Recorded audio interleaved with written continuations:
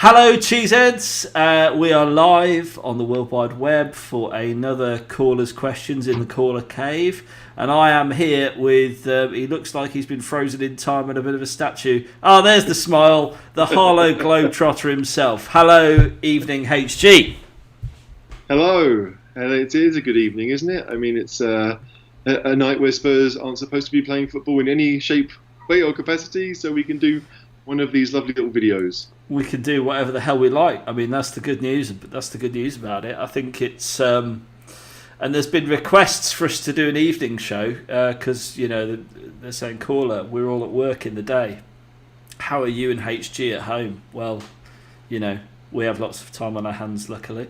But we listen to feedback at the Cheese Room, and that is why we are here right now, live across the internet on our YouTube channel. Please do like and subscribe. It helps us out loads if you do. And let's get into some Spurs chat. So this week we've got, what have we got to talk about today? We've got transfer rumours.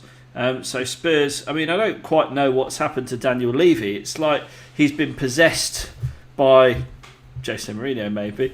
He's been possessed by someone because all of a sudden we've sprung into from a transfer coma. We're in transfer utopia, aren't we, HD? And we've been linked with another two players who are, is it Milik? Milik? Yeah, it's just Milik. There's no ch, just Milik. Yeah, I think it's strange because not only are we being linked with players, but I think we almost start to think that these players might sign now. Well, yeah, exactly. It's not just random players where we think, okay, that might happen. Like we start to think that possibly we are going to go and sign these players, and we are going to improve the team or the squad or whatever. So the anticipation is much higher. Yeah, absolutely. It's a strange old situation, really, because I'm used to us being linked with players and then signing someone who I've literally never heard of on the back of it. So tell me, what do you know about Mr. Milik? He's a striker. Yeah. He plays up front, and and which nationality does he have? Do you remember that? No. Well, that's why you're here. I mean, I'm the colour, you're the commentator. So do tell me, Milik, where's he from? Is he? Am I right in saying he's playing in Syria? Is he? That's right. He does play in Italy. Yeah. He plays for Napoli right now. Before I knew that, he was. Too. Yeah. Okay, and before that he was in Holland for Ajax. But okay. So Arkadiusz Milik, or Arik, this is the shortened version, but Arik Milik plays in Italy. He's got 1 year left on his contract, and I have a feeling he might be the one that we actually want to sign. We've kind of held off from signing a striker. Wow. Maybe because the ones that we're going for haven't been taken yet, and we're not willing to get the second or third best just in case. Is he any good? That's what we all want to know. Is he any good? So, like, I've seen him a few times. I remember watching him play for the Dutch side, Ajax, and I wasn't massively impressed then, if I'm honest. So when I saw he got a big money move to Napoli, I was a bit surprised. And I don't think he's ever really been first choice in Napoli either. Yeah. What with Dries Mertens and Lorenzo Insigne playing there. So he's always been a good option for them. Yeah. But yeah, whether he can come in and do the job that we want him to do, well, I guess I'm sure he can. His record for Napoli isn't bad at all. But yeah, you always do wonder, is he good enough to be the main striker if something does happen to Harry Kane? And what's his goals record, goals versus appearances record like? Do you know? Is he got a good track record, or is he, what kind of player is he? Is he sort of an out and out sort of? Because we were looking at Verg, what's his chops?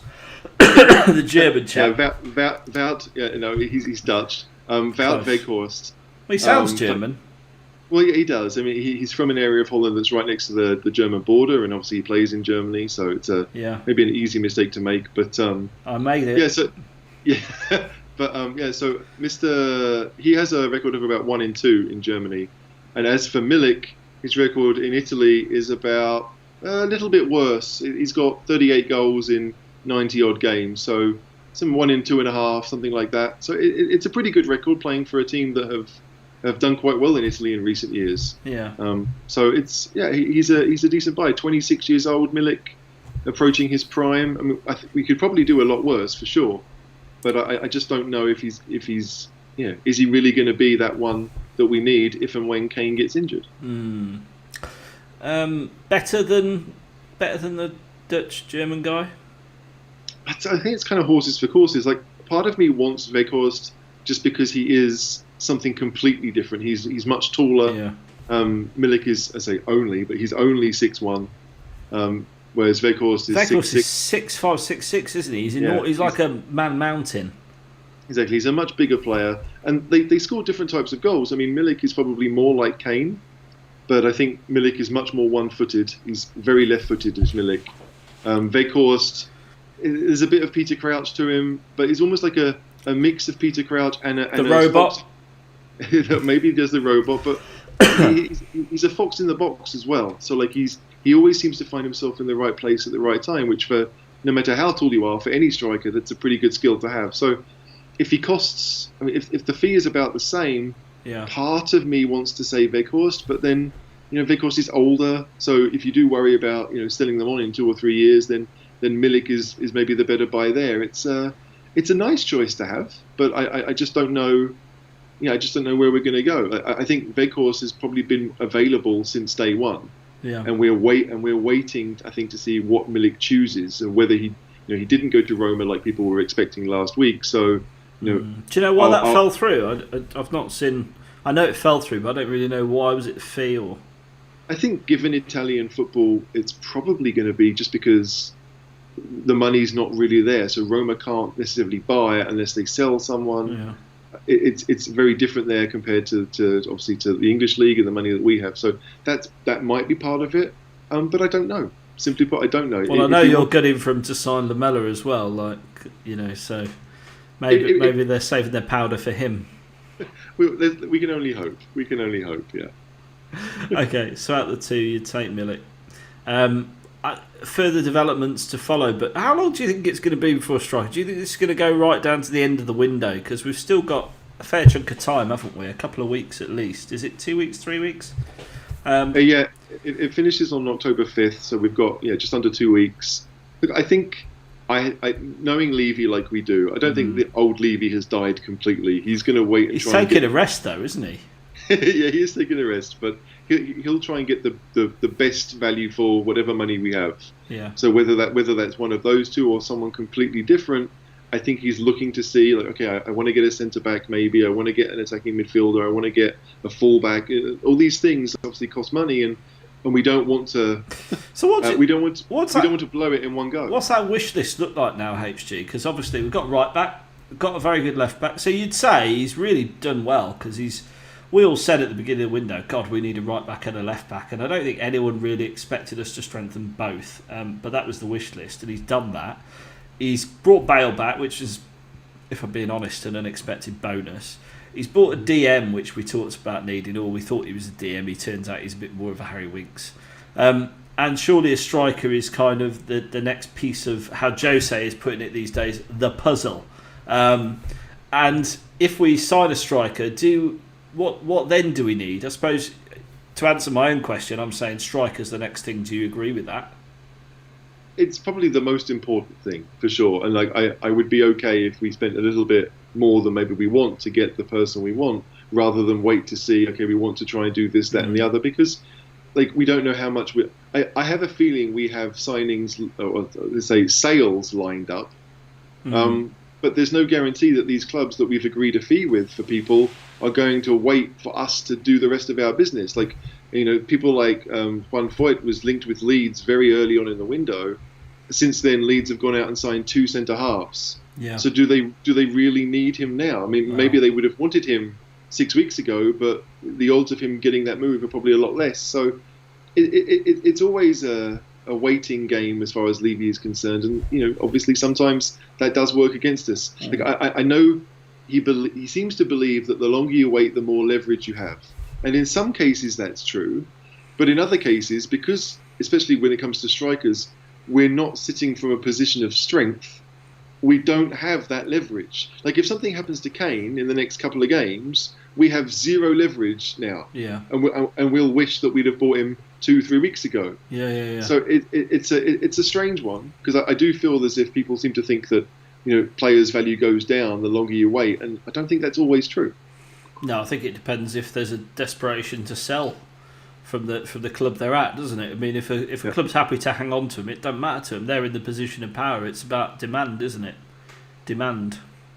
And we desperately need a striker. I think there's no sort of grey area there. We absolutely do need a striker. It let us down the last season. It let us down probably the season before that.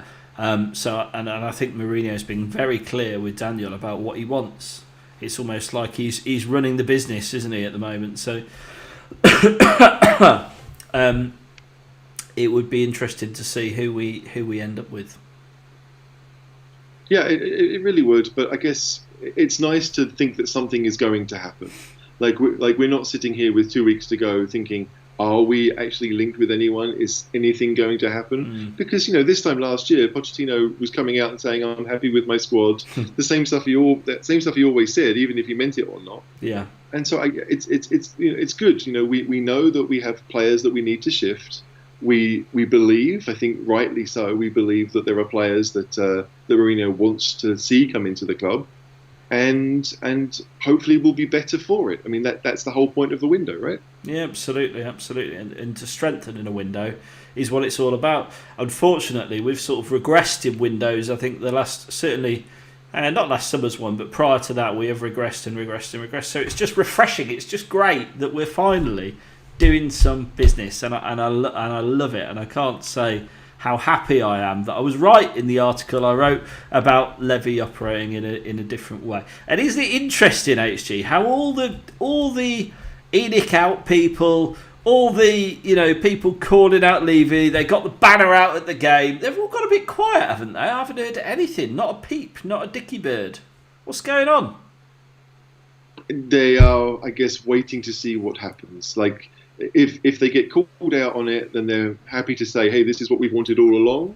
But then a lot of them, they're not really, say, crediting Levy just yet.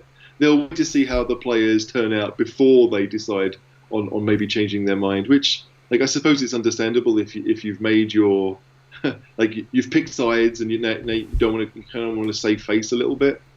But look, I don't really care too much. I want to see the team get better, and I think that's true of both sides, right?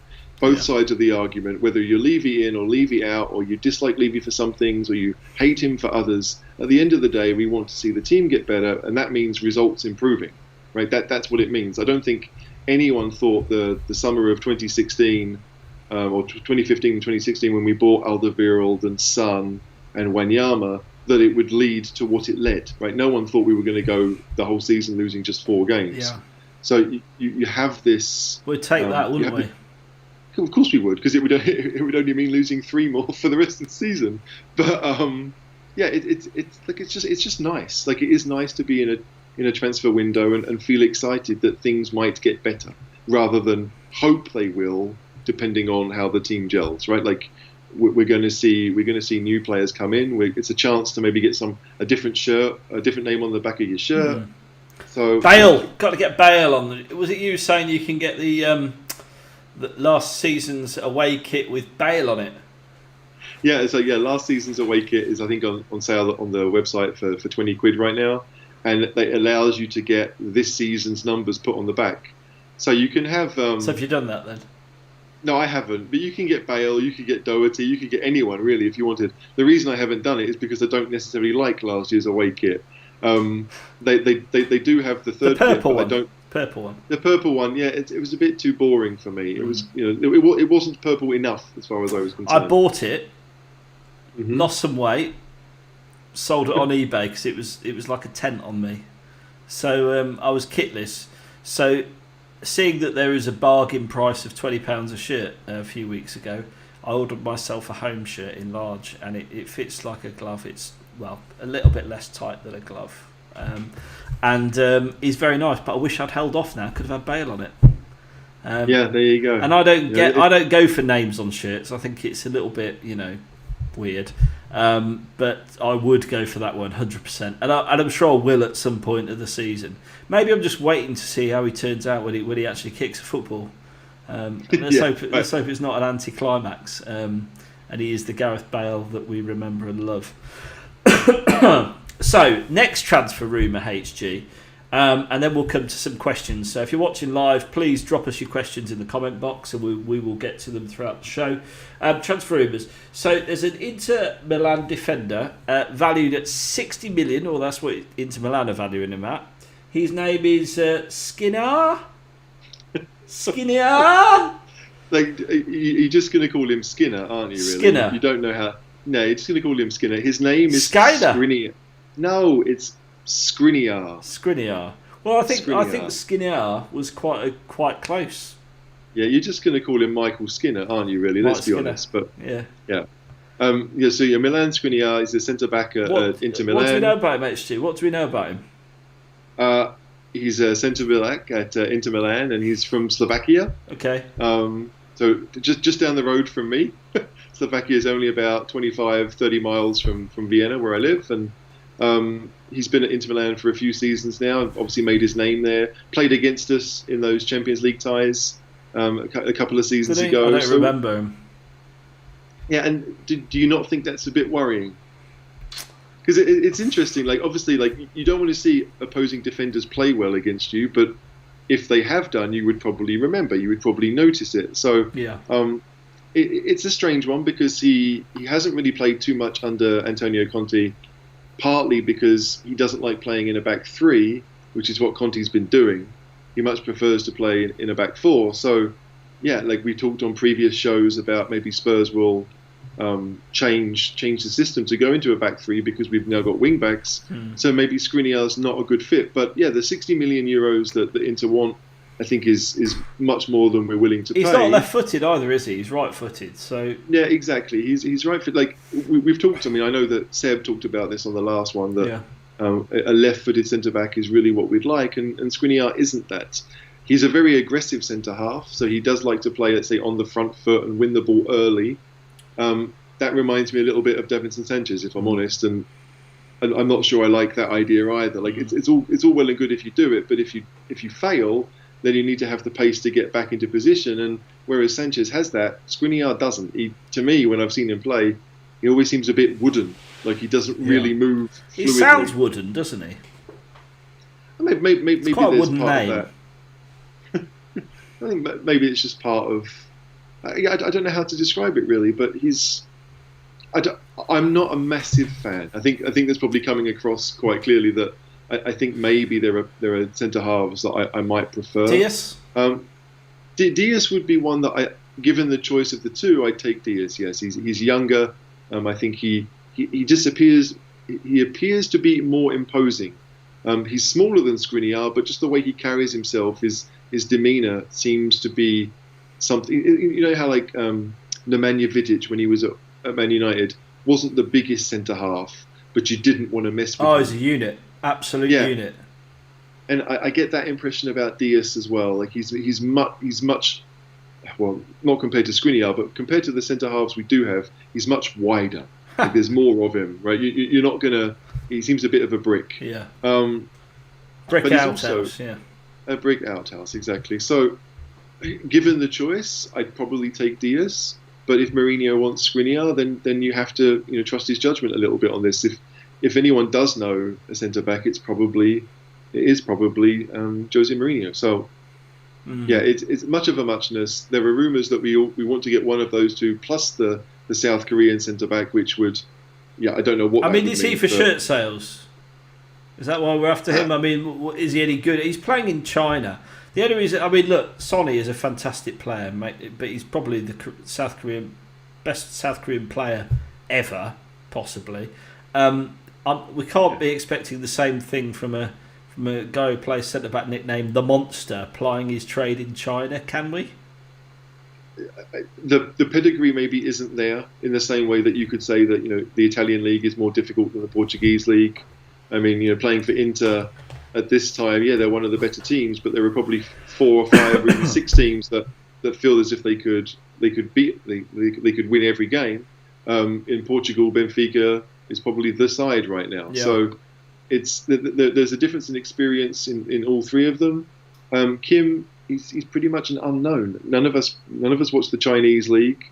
When you look at the videos on YouTube, obviously that kind of distorts things a little bit. But he seems to be he seems to be a lot more mobile than the other two. I feel like as if he's got more pace than both Skriniar and Diaz. But yeah, there is always a hint that we're probably one of Korea's most popular sides right now because we have Son. That makes me think we're looking at signing this guy because we think, okay, he could be a good player, but equally, if he's playing in the Korean national team, shirt sales, baby, all the way.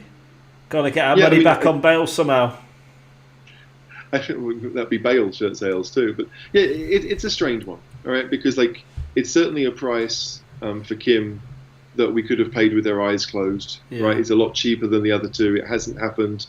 Is he the third option of the three? Is it because if the other two don't want to sell or they don't allow us to buy them for the prices that we want? Yeah. Then we'll just go and get the option that we can afford.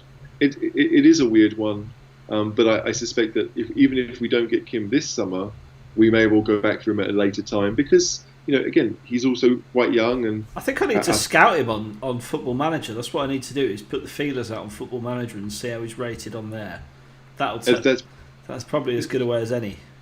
It's probably more than what Steve Hitchen has done. But you can answer Steve Hitchen on the phone. Yeah. What? You want how much? You want how much? You don't play the Premier League, lad. Nah, not doing business with you. Phone down. You do know that Steve Hitchen is from Manchester, right? I don't quite know what accent that was. He doesn't look like he should be. What, you're kidding? He looks super boring. No offence to all the people from Manchester. But I mean, there's probably no people from Manchester watching. There's that dour side that, Southerners are softies and Northerners are a bit dour. And there's a lot of truth to both of those. Right. But yes, it's the bit where he goes, I hate January. Oh, I hate January. He doesn't instill any confidence in me, and I'm not the only one who thinks that. So Steve Hitchen, yes, maybe he spent hours. Where did we get him from, by the way? I don't really know. I know he played football, did he? But for Bury or someone like that. Like he played lower league football. I don't really know how he got to where he is. Yeah. I don't really know how he gets his promotions. But he's kept getting promoted, isn't he? Like CEO of recruitment or something now.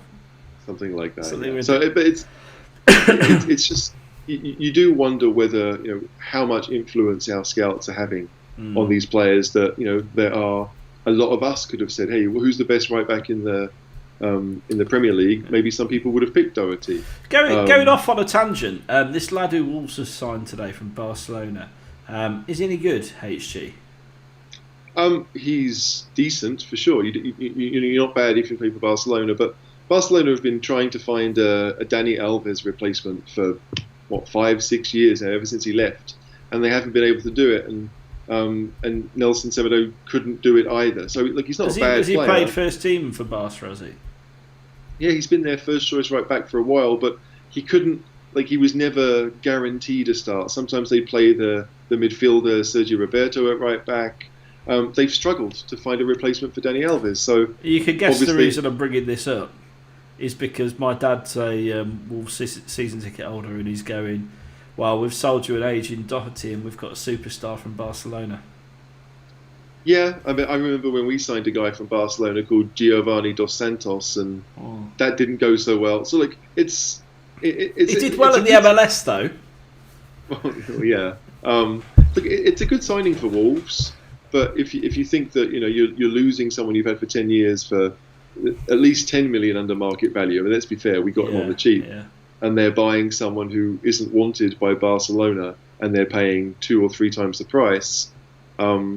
There's something to be said for that. I hope it goes well for Wolves. I've got nothing against them, but I don't really care what happens. As long as we beat them twice, he can be the best right back in the world. But it's an interesting choice because they've done that now. They seem to have gone away from the system that made them so good and got them up into the Premier League, and they're trying something different. So I don't know whether it will work for them or not. The astute amongst you will notice I'm on the second pint of beer Moretti of the evening. I had to pour 2 pints in advance because last Facebook Live Facebook Live, YouTube Live I was on, I had to run over to the bar and refill and leave HG talking on his own, or Seb talking on his own. I can't remember whoever it was. So I've taken two in advance, but the problem is I'm already a third of the way down the second pint. So if I start slurring, you'll know why. A question has come in from Seb Short. We know Seb. Guys, where do we think the money has come from? And do you feel comfortable with Levy's lockdown financing? HG, how would you want to answer that? When it comes to how he did the finances, I was never happy about the furloughing. I understand why he wanted to do it, because it was less money for the club. But yeah, as a taxpayer, I wouldn't have been happy that these companies that really didn't need to were doing it. Having said that, like the loan that we took from the British government, that's at 0.5% or something like that. Like I have no problem with using the system in that way. It sounds weird. I don't know why. Like, is that loan coming from taxpayers? I mean, possibly, right? It's coming from the government. Well, it's coming from the Bank of England. I mean, I think very cheap. I think is the long and short of it. Yeah. So I think it's like a negligible interest rate. It doesn't need to be paid back for years, and I think there's more. I think there's more available as well if they wanted to take it. To be honest, and I mean the obvious thing being is that even if we didn't spend it, right, and we just stuck it in your basic bog standard bank account, it would still make you more money than what you'd have to pay back anyway. So, well, maybe interest rates are pretty shocking. I mean, I'd go to the casino and put it all on red if I'm being perfectly honest, HG. That's probably the way to go with it. But as a Spurs fan, you'd pick red? No, you wouldn't. Black. No, you wouldn't. Put it on black, zero, actually. Green. There you go. Away kit, Champions League. But so yeah, I don't really have an issue with the financing. I don't think that we're using that money right now. And possibly we are, but I don't think we are. I think that this is a calculated attempt to use this window. I mean, basically we're doing what Chelsea did, but we're just trying to be a little bit more cautious. But we are trying to use the fact that clubs need money, and maybe we have it. It's a good time to spend. It really is. Absolutely. That's exactly what we're doing. We are. Levy's been planning for this Armageddon scenario for the last 20 years at Spurs, or however long he's been in charge, not spending a penny, keeping his powder dry, waiting for the opportune moment. It wouldn't surprise me if he was behind the pandemic, to be honest, because he looks like Dr. Evil, doesn't he? It wouldn't surprise me at all if he's had something to say about it. But he's absolutely astute with his financial planning. And I would absolutely not be surprised if he's thought, right, we're going to take advantage of this. Coupled on the fact you've got Jose there, who is sort of very much like, I need these players, I need these players, I need these players. And I think Levy would look a bit of a fool if he signed a very expensive manager and then didn't give him the tools to do the job. And I think that's what's happening. I think you've got someone influencing transfer policy who we've already seen from the documentary Levy's pretty much in love with, like a fanboy, influencing that transfer policy, and Levy's probably got a few quid to spend. Yeah, I mean, this is it. Like, I do think that towards the end of the window, we're going to sell a few, and so maybe when it comes to net spend at the end of it, it may be around the 50 million mark, which for Levy is probably quite significant, especially if you take out last summer, because last summer we really did net spend quite a bit. But 50 million in a summer like this is probably quite reasonable, and I don't think it would push the boat out too much as far as our finances have gone. No, exactly. Okay, moving on to talking about the match we've got tomorrow night. So we're going to do a live watch-along on our YouTube channel. If you haven't already, please do subscribe to our YouTube channel here. It really does help us out, and you'll get notifications of when we are going live. So hopefully it will help you out as well with your evening planning. And we're going to have a bit of a watch-along, watching the game, the caller, and I think Franco is joining me for that, but you're welcome to be there too, HG, and anyone else who wants to come from the cheese room.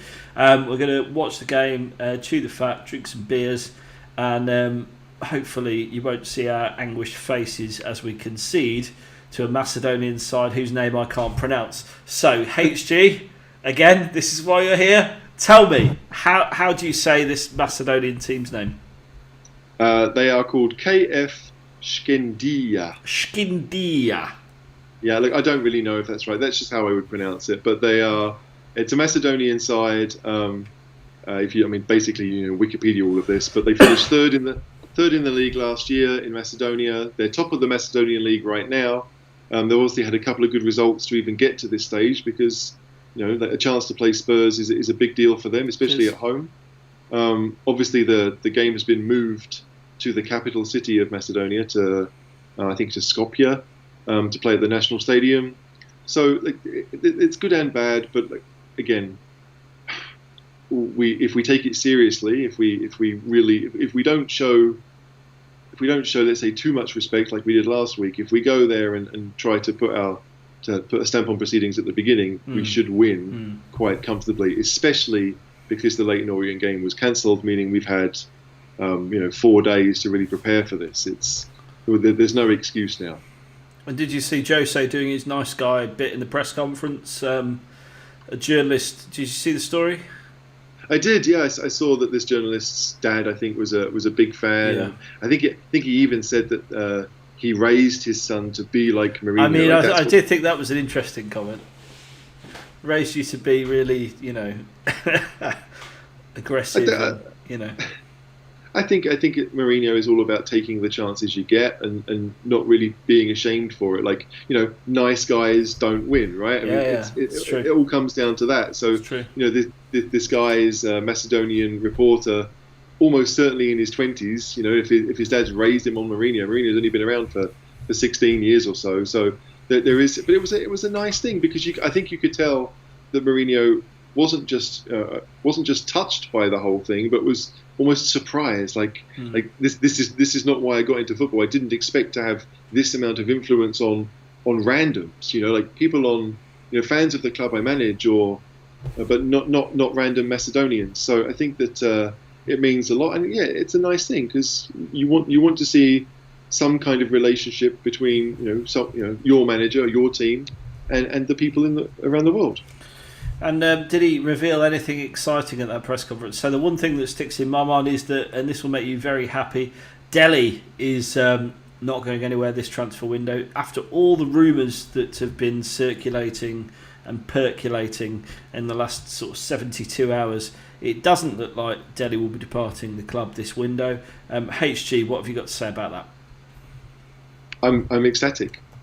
Right, I'm ecstatic. Like Delhi is someone I want to keep around. I don't want to see him leave. I was happy to see Jose say that he's convinced he's going to stay in this window. So that's what you want to be hearing.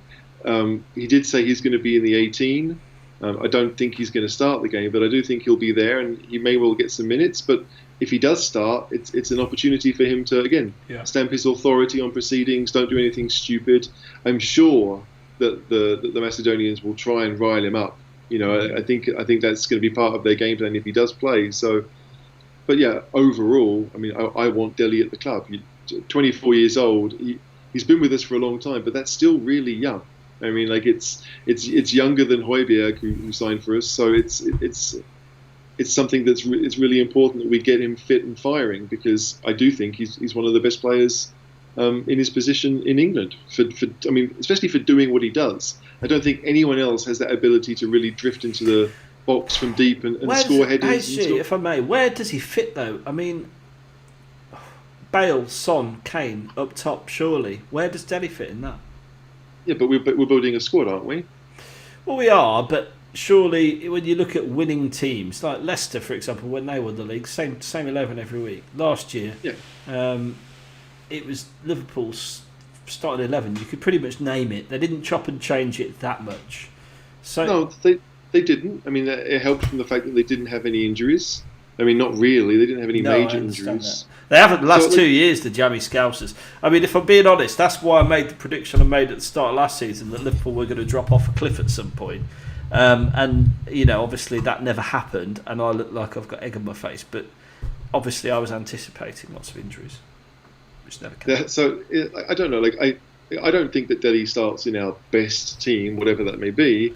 But our best team, when like if you're playing Man City away, it's going to be different than if you're playing Man City at home. As far as I'm concerned, there's a different expectation, there's a different desire, and so Delhi to me would be if we're going to play 3-4-3 or 4-3-3 or however you want to decide it.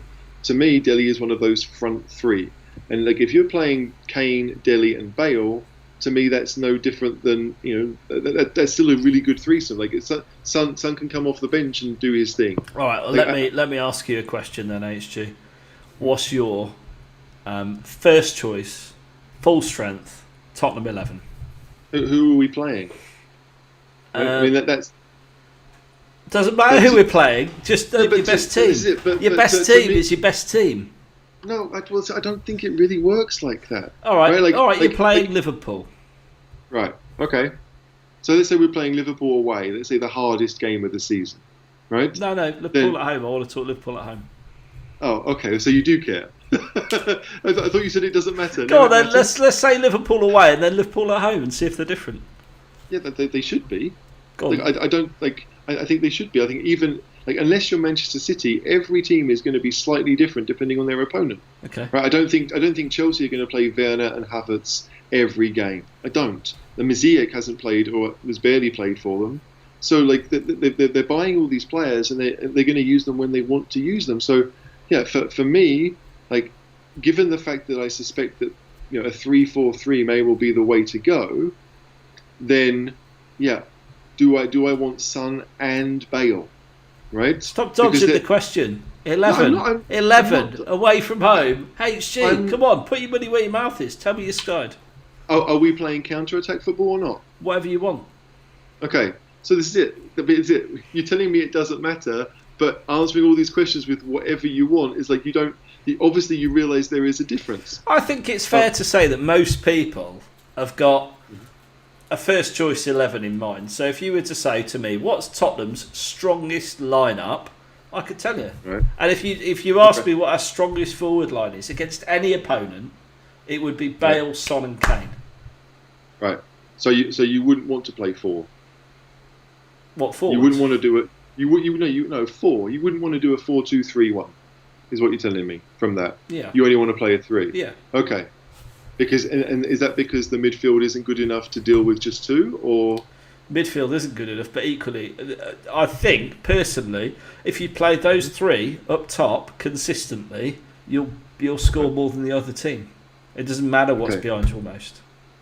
Okay, so you're not worried about a squad system. You're not worried about people like Bergwijn. Well, no, you're putting right. Look, just give me your first choice forward. This is like asking a politician to comment on COVID. No, I just think it's difficult to say because you don't know. You're assuming that Kane and Bale and Son will work well together, whereas we've seen that it doesn't always work like that. Good players don't necessarily gel with each other. We all know that Bale is better than Lucas, so he's a much stronger fit. Is he? Yes, he is. He's a much stronger fit for the system that we play now, but that doesn't necessarily mean that as a 3. The 3 of them will be that effective. I can definitely see why people can say, you look at that front 3 and you think it's going to be like the Liverpool front 3, where Kane will be the Firmino, kind of be the figurehead, but also not, will drop back, leaving Son to be Mane and Bale to be Salah, to kind of cut in and shoot and score all the goals. Because they do score more than Firmino. That's the interesting thing. Yeah. Firmino's their centre forward, but the other 2 score all the goals. It's just that I think that Delhi has a part to play, and I don't see a massive drop-off between playing Kane, Bale and Son and playing Kane, Son and Delhi, or Kane, Bale and Delhi, or Delhi, because Delhi, Son and Bale I think is also a really good 3. So I don't think it necessarily matters to have a best 11. And on that, it's interesting. I really don't. What's interesting is you didn't mention Lucas Moore in that mix. Or Lamella. Well, I mean that's a given, isn't it? Your views on Lamella are not really. But it's not just my view in this situation, is it? I mean, let's face it. You wouldn't play him in either. No, I'd have him further back in the holding midfielder role, obviously, because there's got to be a place for Lamella in the team. But Mora, is he done now? Do you think? I know it's a squad game, but would you look to sell him? Or do you think we are looking to sell him? I don't see. The thing is, Mourinho really likes him for whatever reason. He really likes him. Maybe in the same way I like Lamella because his work rate is very good. But even I'm willing to say that if there's better alternatives, then you've got to play them above him. Jose loves Mora though, doesn't he? He seems to, and it doesn't make any sense to many people. I'm sure that I'm sure there are Spurs players who see the team picked most weeks and think, how is he playing again? Daddy Rose. But you'd have to think that Bergwijn thinks it too. I mean, I know that Bergwijn is possibly carrying a bit of a hamstring and all the rest of it, but you'd have to think, I've come into the team, coming from a different country, a different league, scored, 2 or 3 league goals in my first 10 games, many more than Lucas has. Let's be honest, Lucas is not a goal scorer. He's not come through in the way that Bergwijn has. We were hoping he was, because there was a time when, even start of last season he was doing it. If I'm being really honest, it seems to have got a lot worse since Jose's changed the tactics around a bit. He doesn't get into the positions to score as much, it seems, for whatever reason. But yeah, it's true. If it was me, I'd probably be looking to sell both. Absolutely, right? Because you'd still have Bale, Son, Kane, Dele. You can have Bergwijn. You can have Sessegnon that can play there. You could keep Jack Clark at the club. Sessegnon's going out on loan apparently. It does appear that way that he's. But again, you asked me what I would do. I don't think that a loan for Sessegnon is really going to help anyone, because we have to know what we want from him in the future. Do we want him to be a left back? If we do, then we have to loan into a team that's willing to play him there. I don't think anyone, including perhaps Sessegnon, really knows what his best position is. I think Sessegnon may prefer to play in an attacking role, but it's he's still only 20. It's still really early. But I would rather keep him with us than see him go somewhere else where you really have no idea what's going to happen, right? I mean that is it's a massive concern. That is he going to play every week? There's a good chance he won't. So if he's not going to play every week somewhere else, why are we letting him go? I don't know. There's a lot of clubs that Sessegnon would be a big step up for him on the left, and they're not. But again, are you using him as a left back or as a left winger? Well, I mean, and this is the question. I suppose you lose a bit of creative control as well if you send him out on loan, because I think it's widely accepted that Jose sees him long term as a left back, and the club see him long term as a left back. I know you don't, but if he was to go to a club and play left wing, that wouldn't really help that development, would it? This is it. I don't think. It's not that I don't think he can't be a left back. I just think he isn't one right now. So again, who's willing to take on a project? If you're going to loan someone, you want someone who is not only going to be, it's going to be better than what you already have, right? And I don't know, is he gonna join Southampton and be on the other side to Walker Peters? I mean, that might be a decent move for him. He can learn from Ryan Bertrand and he might play quite regularly. But Southampton are already out of the League Cup. They've lost a couple of games. Again, does he want to be involved in a possible relegation battle? It's a really difficult decision because we've spent a lot of money on him and we've invested in him, but I don't think anyone, including him, really knows what we want or what he's clearly got talent.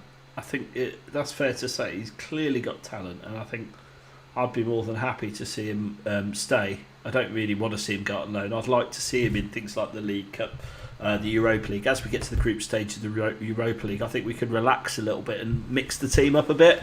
Obviously, It's just about getting through the qualifiers right now, thanks to the Gooners. Goddamn Gooners. Yeah, I mean, I would be more than happy to keep him around, but I think it is likely that he's going to go out on loan. Danny Rose up for sale. No takers for him yet, HG? No, but you'd have to think that one club will think it's a pretty low risk deal. I mean, they're going to pick him up for peanuts, surely, aren't they? Probably. I mean, again, if I was, I don't know, if I was a mid-table side in the Premier League, he would be someone that I want, even if it's just a squad filler. I'd be happy to have him, right? It doesn't affect any kind of homegrown thing. He's going to be okay there. So yeah. I mean, I don't know which side I'm thinking of, if I'm honest. I don't know who stands out as a possible option, but maybe Leeds, right? I mean, it's his old team. It's kind of close to Doncaster, where he's from. They seem to struggle a little bit at left back in previous seasons. They played Alioski there a few times. He's a winger by trade. And they played Stuart Dallas there, who's a bit of a jack of all trades, can play anywhere really, but he's not necessarily a trained left back. So that they might be interested for someone, but again, they're pretty they're pretty forward thinking. They might want someone younger. I don't know. And again, Leeds may. I don't know. They're all their ins and outs with loans and transfers and whatever. But yeah, it's a strange one because even though he's not played particularly well for Spurs, I still think he's a quality Premier League defender. Yeah. And that there are plenty of teams in the Premier League that could do with someone like him. He would do a club for a season or two, wouldn't he? I mean, he's 30 now. Couple of years left in him. No reason why not. I mean, look, we've just signed Doherty for 25 million or whatever. Right, was a lot less. 15 million. A lot less than that. Yeah, like but 15. but he's 29. You know, he's not far behind Danny Rose in terms of age, and he's what we were talking about his transfer valuation being about 20 million too low. So, I mean, this is like a transfer valuation is always based on what you've done mostly, right? And done recently. Okay, so like Danny Rose has the potential to be a massive bargain for some team. He really does. But I don't know. Special skills involve Googling. There's that as well, yeah. There is that. But he's committed to whatever he does. I mean, I believe that about him. I think that any mid-table team. I think there are rumours of him going to West Ham, and I saw West Ham fans, were really happy with the idea. So that would be a strange one because usually I want to see Danny Rose do well, and playing for West Ham, I definitely wouldn't. Oof. But yeah, it's like I do think someone will come in for him. I really do. I mean, obviously he's got no future at Spurs. Has Milan called? They haven't, but again, we're talking about these teams. People make fun of AC Milan for wanting him, but AC Milan have been pretty dodgy for a long time. And when you think this was, I don't make fun of AC Milan for wanting him. It's more him, the awkwardness of him asking if Milan have called for him. But yeah, but I mean, obviously he's heard something from his agent that they might be interested. I mean, you don't just randomly go up to people and be like, "What about Barcelona?" I would. Like, if they I absolutely well, would. Yeah, I would. Yeah. Have TalkSport been on the radio yet, Mr. Jolly, for the caller? Yeah. Cheers. So yeah, we do have a lot of deadwood. I mean, Carter Vickers is probably going to go for it. Rose, we've been through these names plenty of times before, and maybe there's going to be one that will shock us. We've got a bloated wage bill. That's what I would say. We've got a bloated wage bill, and we definitely do need to shop a bit out of it. So here's a question for you, HG. Going back to our match preview against the Macedonian team that I can't say. Can you give me your starting 11 lineup, please, and why? Okay, I would play an extremely strong team because we have no reason not to. I mean, that's the great thing about. I mean, it's sad what happened on Tuesday against Orient. Newcastle at home. I mean, yeah, it's not shouldn't be the most challenging fixture. Right, because we lost that game last season. Yeah, I was there, but trust me. It was not nice. It was about the same game this time last season, actually. I think so, yeah. Second or third home game, yeah. So it's a weird one, but I think that the game is obviously on Sunday. It's an early kickoff tomorrow night, so they'll get home, late Thursday night, early Friday morning. It won't affect too many things. But I don't see Mourinho making more than maybe 3 or 4 changes from what we've seen as being, let's say, the best team. So I think Hugo will start. I don't think it's a time to let goalkeepers switch in and out. So Hugo will be in goal. I think the back 4, you might see Alderweireld start. I'm sniggering, HG, because you get news alerts on your phone. This is completely off on a tangent, but I love a good tangent, and I will come back to your team news. Sky News. Greg's factory staff test positive for coronavirus, but bakery chain insists supplies of sausage rolls is unaffected. I mean, seriously. You can't live. People can't live without a Greg sausage roll. They're unaffected. They're fine. They're not corona-ridden. Never mind the fact they're going to be baked in an oven at about 500 degrees. You morons. Yes. No, I mean, yeah, welcome to the country that you live in. I don't know what to say to that. Breaking news. Yeah. The bakery sausage rolls unaffected by COVID. Brilliant. And look, I do remember, maybe 10, 15 years ago, where the Branston Pickle Factory went up in flames. Bad times. That was So there's a historical precedent to food-related news items, but yeah, it's a bit weird. Coronavirus is obviously more serious than sausage rolls. A sausage roll. Yeah. But yeah, going back to Spurs, I think the back four won't have changed too much. I think Davies will start at left back. I suspect Doherty will continue at right back, although I wouldn't be surprised if Aurier came in. Yeah. There's always that concern that Aurier is going to do something stupid. I thought we were selling him, if I'm being honest, and now Jose's saying he wants him to stay. Yeah, I don't think we should sell him. I mean, if we don't have another right back lined up, let him stay. I mean, competition. He's never been as bad as everyone said. But again, like probably Doherty would be the safer option again for tomorrow night. Well, we gave a penalty away at the weekend. Well, yeah, but it was a penalty in existence, but not really in law or the spirit of the game or whatever. It was a terrible decision to give that as a penalty. But yeah, I think Doherty will play right back. Dyer seems to be nailed on at playing at some point in the game. Yeah. I think the interesting thing is, I don't know how bad Højbjerg's ankle injury was, because when you saw it live, the ankle got turned quite nastily, and even though he played the rest of the game, there are rumours that he has been injured a little bit, so maybe he won't start. And if Højbjerg doesn't start, then we're getting into realms. Not Winks territory. We are getting into the Winks Sissoko territory again. So maybe not both of them, but I have a feeling Sissoko might start. Yeah. Because he gives you the physical presence that we may well need against a team that I expect to be physical against us. One of Dombele and Lo Celso will start. I think that Son and Kane will both start. Lucas may not get the start. It might be Bergwijn again. Might be Lamela. So, yeah, I mean, it may be Lamela. Like I could see maybe we go 4-2-3-1. Don't tell me Macedonia's his level. Yes, I know.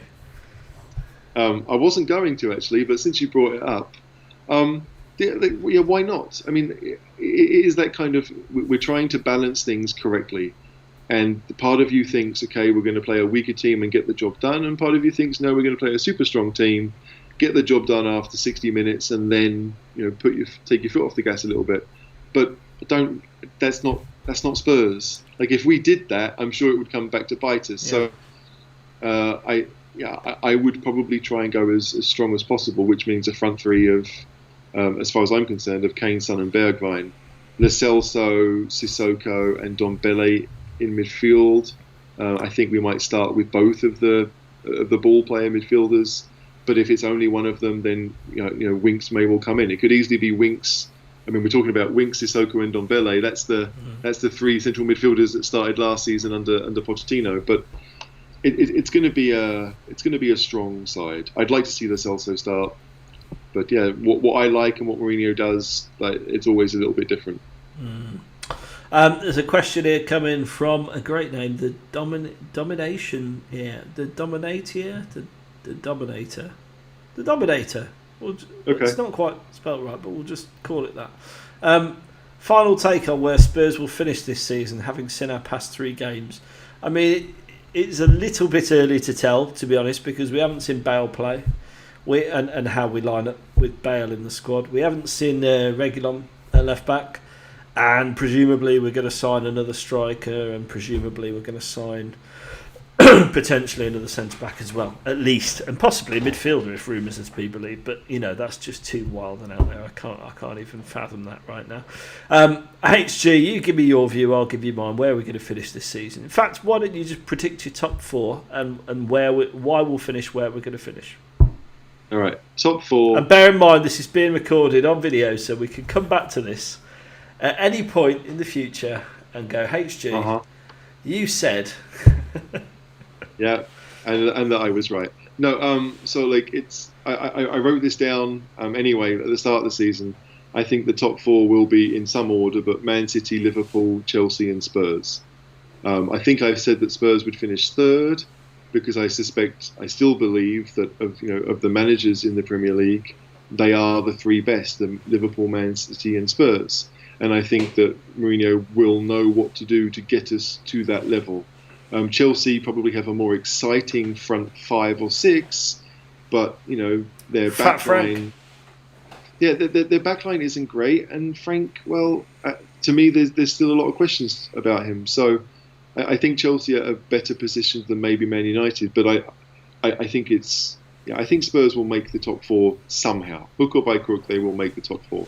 I read an article yesterday that showed the league table after 2 games compared to how the league table finishes. And in many cases, most teams finish within 2 spots of where they are already after 2 games. You have the odd team that drops like a stone. We better hope not then.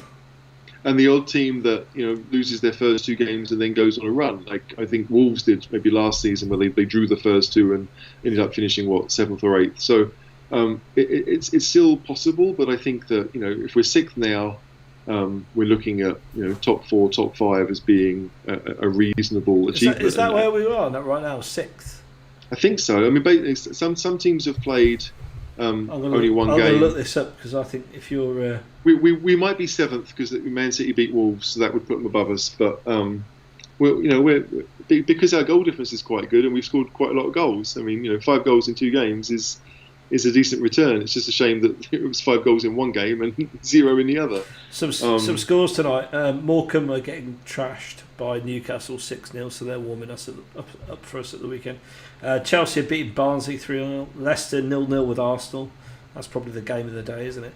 And Fleetwood have all but lost to Everton 3-1.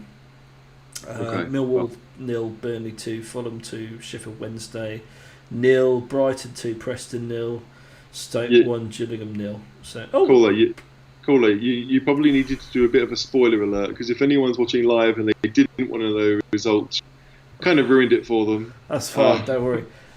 It can all change, and I've got to say, Everton have just conceded again against Fleetwood. It's Fleetwood 2, Everton 3, and the commentary just says Pickford ... again. Oh dear. the Tyrannosaurus Rex, Jordan, the short arms. I mean, he played all right against us, though, didn't he? That's what was sad. We didn't give him too much to do. That's the sadder part. Like, if you feel under pressure, he folds. We didn't do that.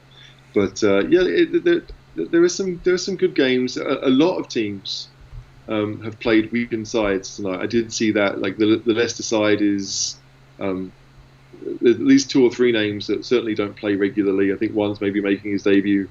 So it's a chance for every team to play some squad players, and when we finally get to play Leyton Orient, I'm sure we'll do the same. Just for the record, I think we're going to finish 4th because we're better than Man United, and Chelsea have probably just got the squad to outdo us as it currently stands. The issue for me is still the Kane thing.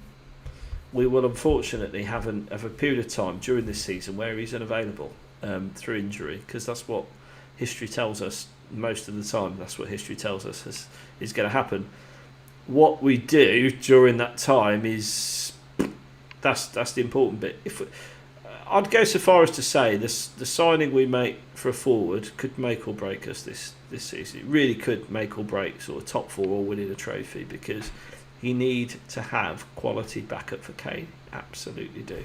So I'm going to put it out there and say 4th.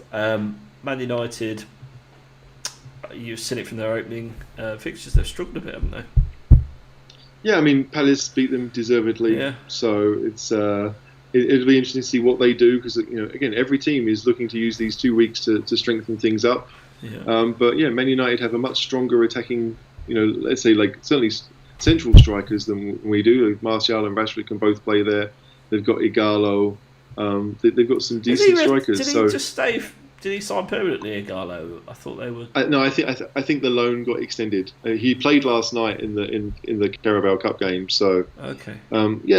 It's all about who clicks, right? Like I think that apart from those top 2, everyone else is still trying to figure out what their which 11 works the best. Right, the Liverpool side is well set. The City side is probably pretty close to being well set. So I think City mean business this season. I think my personal prediction is City are going to win the league, and I think they're like a wounded animal right now, and I think Pep's a bit like that as well. So I think they're going to come good this season, much as though I hope they don't. Yeah, exactly. I mean, surely we still think that Spurs are going to win the league, right? I mean, I genuinely think that's what Jose has promised Levy to get him to sign up to all these transfers. I think he's literally. Do you remember when he first came to the club? He was like, we could win the league next season, definitely. And he sort of then reinforced that, didn't he? Quite recently, actually, and said, yeah, why not? We'll be going for the league. But I'm sure. Well, I mean, you don't want a manager to be saying anything different. Of course, you absolutely don't. But I think Levy's gone. Ooh, we could win the league here if I put my hand in my pocket. I'm gonna make sure I sign a few players. It's like right now, Levy's gift to the club, his legacy is going to be the stadium, right? And for whatever reason, it hasn't appeased many of the people that he thought it might. So it appeased me and Steve Diver, to be fair. Yeah, you like to have more buttermilk chicken. Love it, and all the options available. Yeah, it's clearly a fantastic thing and has set the club up perfectly. But you and I want to see Spurs win the league before we die. That's the thing want to see. It'd be nice. It would be nice, and so yeah, the stadium is great and all the rest of it. But that's not necessarily the memory that we want to take with us. I mean, I'd like to see England win the World Cup as well, but I don't think I'm going to get either particularly. But I think we've got Jose in charge. We've got the best stadium, the best training complex, one of the best players in the country in Gareth Bale, the best manager or one of the best managers in the world. So I mean, now we seem to be chucking money at transfers. If we can't do it in the next couple of years, give up. Just give up. No, never give up. Never surrender. What is this nonsense? Give up. Come on now, you're better than that. No, all right. Except the fact that we're probably not going to do it in our lifetime. I think that's what I mean. But, look, I don't expect it to happen, but to be fair, I never expected us to ever finish second in the season, to see us ever do what we did three seasons ago. So I think that what I now deem is possible is much higher than before. Spurs are capable. It's all about making good decisions consistently and bad decisions consistently, which is why we've dropped a little bit. But if we start making decisions, making good decisions again, we will rise up the league. Like we've seen it. It's very cyclical. Like if Klopp leaves Liverpool, which he will at some point.